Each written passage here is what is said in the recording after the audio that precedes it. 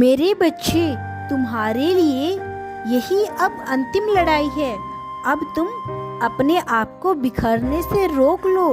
तुम्हारे हाथों में आशा की जो तार बंधी हुई है वह कोई तुमसे छीनने को बेताब है। मेरे प्यारे बच्चे, अब इस अंतिम छोर पर पहुंचकर तुम इसे कभी भी मत छोड़ना। यदि यह संदेश तुम्हारा पीछा कर रहा है और तुम तक पहुंच गया है तो निश्चित रूप से इसमें तुम्हारी वर्तमान समस्या से जुड़ा हुआ बहुत बड़ा रहस्य छुपा हुआ है, जिसको जानना तुम्हारे लिए अत्यंत आवश्यक है। ईश्वर तुमसे कहना चाहते हैं कि मेरे बच्चे, तुम जिसकी लंबे समय से प्रतीक्षा कर रहे हो, अब समय आ गया है वह तुम्हें मिल जाए। लेकिन इसके पहले कुछ विचित्र होने वाला है जो तुम्हारी कठिन परीक्षा का ही स्वरूप है।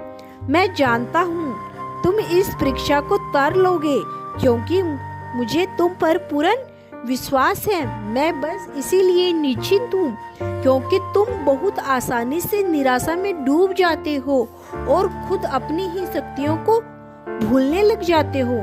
मेरे प्यारे बच्चे, नियति तुम्हारे समक्ष यह विकल्प प्रस्तुत करने वाली है, एक जो तुम चाहते हो और दूसरी वह है जो तुम्हारी परीक्षा के लिए भेजा जाएगा।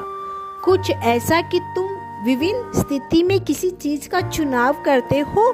प्रकृति अपने भेजे हुए विकल्प को अधिक श्रेष्ठ दिखाने का अत्यधिक प्रयत्न करेगी ताकि तुम कठिन परीक्षा में तर सको। मेरे बच्चे, ऐसी स्थिति में तुम्हारा शांत और परमात्मा से जुड़ा रहना अत्यंत ही आवश्यक है।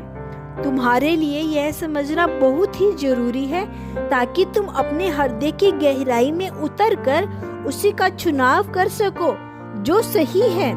मेरी यह बात सदैव याद रखना। आधुनिक चकाचौंध में कई बार मामूली से मामूली पत्थर भी कीमती रत्न दिखाई पड़ता है, और जो वास्तव में रत्न होता है वह मिट्टी में कीचड़ में डूबे रहने के कारण एक सामान्य पत्थर से ज्यादा कुछ भी नहीं मालूम पड़ता। ऐसे में एक जौहरी जिस प्रकार एक वास्तविक रत्न की पहचान कर सकता है, मेरे प्यारे बच्चे, तुम भी कलयुग में वही जौहरी हो जो वास्तविक रत्न और धर्म को बहुत ही बेहतर तरीके से जानते हो। मेरे बच्चे, अब विचलित हुए बिना इस परीक्षा में अपनी भागीदारी साबित करो, क्योंकि अंत जीत तो तुम्हारा ही होगी। मेरे प्रिय बच्चे, यह परीक्षा तुम्हारी तब तक की सभी परीक्षाओं के सबसे कठिन होने वाली है, इसीलिए मैं तुम्हें पूर्व में ही संचेत कर रहा हूँ। इस परीक्षा में तुम्हें आंतरिक और बाहरी दोनों के रूप में कुछ लड़ाइयाँ लड़नी होगी और एक मिसाल स्थापित करनी होगी। यदि तुम धर्म के साथ हो तो जीत सदा धर्म की ही होकर रहेगी।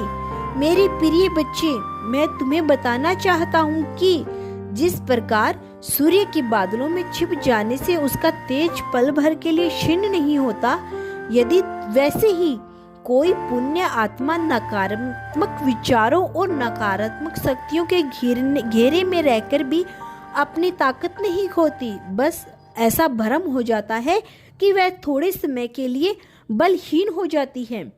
मेरे प्रिय, तुम्हारे ऊपर इसी प्रकार का पहाड़ किए जाएं जो तुम्हें तोड़ने की क्षमता रखे, लेकिन मैं तुम्हें हर पहाड़ का तोड़ देने जा रहा हूँ।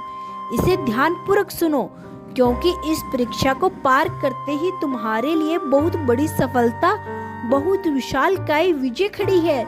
इसीलिए कोई नहीं चाहता कि तुम इसे पार करो, क्योंकि तुम दूसरों के लिए सूर्य के समान हो।